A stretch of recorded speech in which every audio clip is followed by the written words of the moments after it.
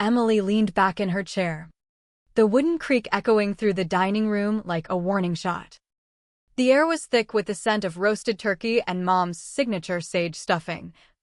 But underneath it all simmered something darker, a resentment that had been festering for years. Olivia, my older sister, sat across from me, twirling her fork like she owned the damn holiday. Her lips curled into that familiar, condescending smile, the one that always preceded her little digs. Still flying solo at 35. Emily? Must be tough watching everyone else move on.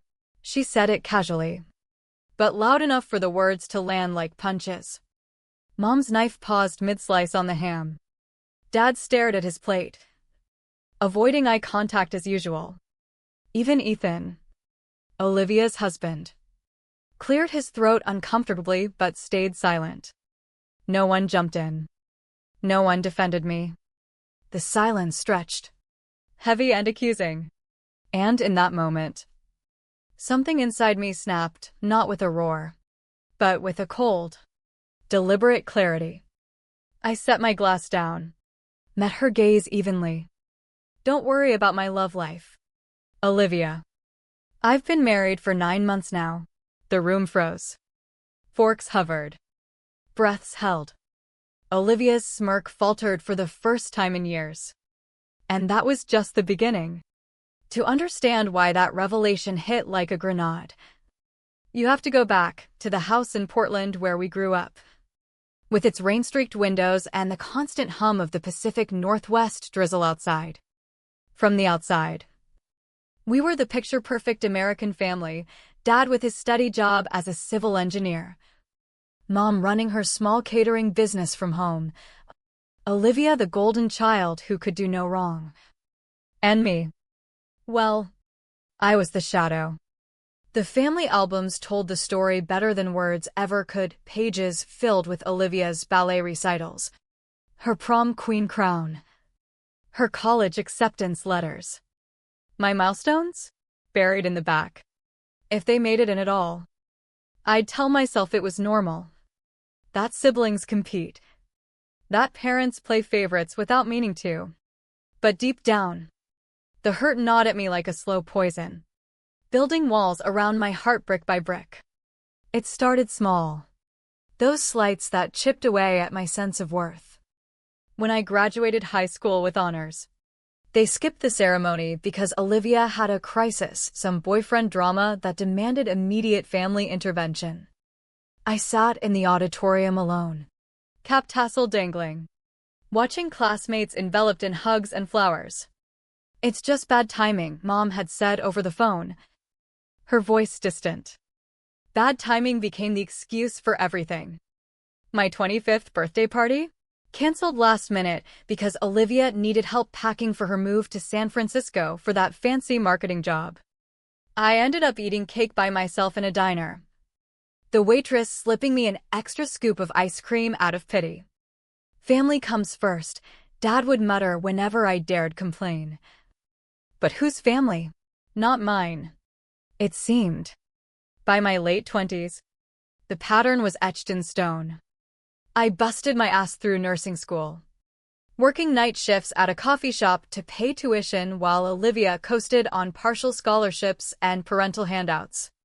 When I landed my first real job at a Seattle hospital, specializing in trauma care, I called home bursting with pride. That's nice, honey, Mom said, before pivoting to Olivia's latest promotion. They never visited my tiny apartment, never asked about the long hours or the lives I saved. But when Olivia bought her upscale condo in the Bay Area with Ethan's tech money, they flew down for a whole weekend, helping her decorate and posting glowing updates on Facebook. I scrolled through those photos late at night, the glow of my screen illuminating the emptiness in my chest. Why wasn't I enough? What invisible line had I crossed to deserve this erasure? Ryan changed everything. We met at a hospital fundraiser, him, a quiet software developer with a startup that helped nonprofits track donations, me, exhausted from a 12-hour shift, but drawn to his steady kindness. For 3 years, He was my anchor. The one who saw the scars my family had left and loved me anyway. You don't have to keep chasing their approval, he'd say, pulling me close on those nights when the rejection hit hardest. But I did chase it. Out of some twisted loyalty. Some hope that if I just tried harder, they'd finally notice. When we decided to elope, a simple ceremony on a foggy Oregon beach with his family and a handful of friends, I sent the invitations anyway. Physical cards, emails, texts, voicemails. I poured my vulnerability into them, begging for their presence on what should have been the happiest day of my life. 9 months ago. That beach day was magic, waves crashing. Ryan's vows promising to always see me. His parents' tears of joy. But my side of the aisle? Empty. The silence from home afterward was deafening. A confirmation of every fear I'd buried. Walking into that Portland house for Thanksgiving felt like stepping into a minefield. The familiar sights hit me hard, the mismatched china Mom collected, the faded plaid tablecloth from our childhood, the wall of photos where Olivia's wedding dominated like a trophy case. No trace of me. Of course. Mom greeted me with a half hug, already chattering about Olivia's recent trip to Napa with Ethan. The vineyards were divine, you should have seen the photos. I hadn't. Because I wasn't in the group chat anymore. Dad nodded hello from the living room, buried in his newspaper, avoiding the emotional undercurrents as always. The tightness in my throat grew, but I swallowed it down, placing the pumpkin pie I'd baked on the counter. Have it. Maybe. Or that last flicker of hope. Olivia arrived fashionably late, her designer boots clicking authoritatively on the hardwood. She air-kissed Mom, squeezed Dad's shoulder, and gave me a cursory glance, like I was an afterthought. Traffic from the airport was hell. Ethan's meeting a client. But he'll be here soon. Her voice dripped with that effortless superiority, the kind that came from years of unchallenged favoritism. We settled at the table, the conversation orbiting her as usual, her high-stakes marketing campaigns, their plans for a ski trip to Aspen. I poked at my mashed potatoes, the food turning to ash in my mouth.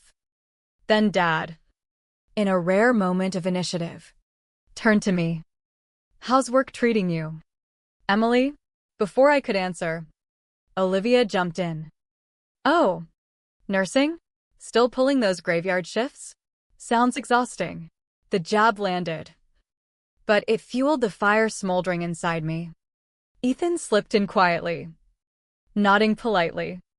He seemed decent, a mid-level exec at a Silicon Valley firm, but he'd married into Olivia's world, which meant he enabled her blindness. As the meal progressed, Mom gushed over Olivia's wedding photos again, the ones plastered everywhere. That venue in wine country was a dream. Remember the string quartet? I did. Vaguely. From the sidelines where I'd been relegated. Not a bridesmaid. Not even invited to the bachelorette. Just a guest. Expected to smile and fade. The resentment built, layer by layer, until Olivia's comment about my single status shattered the dam. My response hung in the air, married for 9 months. Mom's face blanched. What? Emily. That's... You never said anything. Dad's fork clattered. Olivia recovered quickly, laughing it off. Married? To who? Some guy we don't even know. Her tone was mocking, but her eyes narrowed, a predator sensing a shift. I didn't flinch. Instead, I pulled out my phone. The evidence I'd compiled like a detective piecing together a betrayal. I did tell you. All of you. The room tilted as I displayed the postal tracking, invitations delivered. Signed for by Olivia's distinctive flourish. You intercepted them, I said. Voice steady, but laced with years of suppressed pain. She denied it at first, her cheeks flushing. That's absurd. Mail gets lost all the time. But the emails followed, opened from their home IP, then trashed. The call logs, dozens of attempts. Ignored. The group chat removal, dated right after my announcement. Ethan's gaze shifted to her. Questioning. Mom whispered. Olivia? Dad's hands trembled. Why? The confession spilled out in fragments. Olivia's composure cracking under the weight. It was my year. My wedding was the big event, months of planning. The perfect dress. The guest list. You spring this elopement 2 months before? I wasn't letting it overshadow me. The words were raw, laced with a jealousy I'd never fully grasped. She hadn't just ignored me, she'd erased me to protect her spotlight. Mom gasped, tears welling. How could you do that to your sister? Dad's voice broke. We missed her wedding. Because of this, the betrayal hung heavy, the family's fragile facade shattering. I felt no triumph, just a hollow ache, the price of finally speaking my truth. Olivia lashed out, deflecting. You're always the victim. Emily, jealous of my life, my success. You timed it to steal my thunder. I shook my head. I timed nothing. I built my life despite you, despite all of you. The argument escalated. Voices rising. Old wounds reopening. Mom tried to mediate, but her own complicity shone through, the years of favoritism. The blind eye to Olivia's manipulations. Dad admitted his silence. His regret. Ethan sat stunned, perhaps seeing his wife for the first time. But the damage was done. I stood, the chair scraping like a final punctuation. I'm done being invisible. Done paying the price for your choices. Walking out into the rainy Portland night. The door clicking shut behind me. Felt like shedding a skin I'd outgrown. The drive back to Seattle was a blur of headlights and introspection. Ryan waited at home, his embrace a sanctuary. You faced them, he said simply. Pride swelled in me, mixed with grief for the family I'd lost. Calls came later, Dad's tentative outreach. An apology laced with genuine remorse. He wanted to meet Ryan. To rebuild. Olivia's email arrived weeks after, admitting her insecurities, her fear of sharing the light. Mom remained distant, her silence a final betrayal. I didn't rush forgiveness. The psychological toll, the anxiety, the self-doubt demanded time. Holidays shifted. Ryan's family welcomed me fully, their warmth healing old scars. In choosing peace over pretense, I paid a steep price, severed ties, lingering pain, but gained something priceless, myself. The revenge wasn't in the explosion, it was in the quiet strength of walking away, letting the truth echo in the emptiness I left behind.